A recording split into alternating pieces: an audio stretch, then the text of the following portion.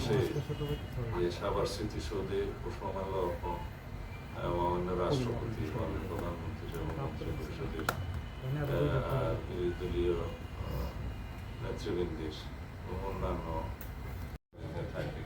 তারপরে যদি দুই একটা গার্মেন্টসের সেরকম সমস্যা থাকে, আমরা বলেছি আগে থেকে আপনারা সেগুলো অ্যাড্রেস করুন।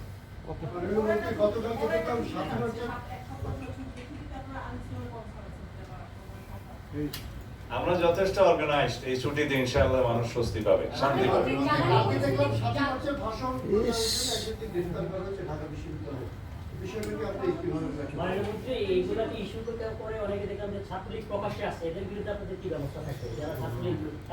যাদের রাজনৈতিক কার্যক্রম বিধিনিষেধ আছে সন্ত্রাস বিরোধী আইনের অধীনে, তারা বিভিন্ন সময় বিভিন্ন রাজনৈতিক কর্মসূচি পালনের জন্য ঘোষণা দিয়ে থাকে, তবে দৃশ্যমান কিছু তো দেখি না। দুই একটা এরকম বিচ্ছিন্ন ঘটনা হলে সেটা পুলিশ অ্যাড্রেস করবে। ধন্যবাদ।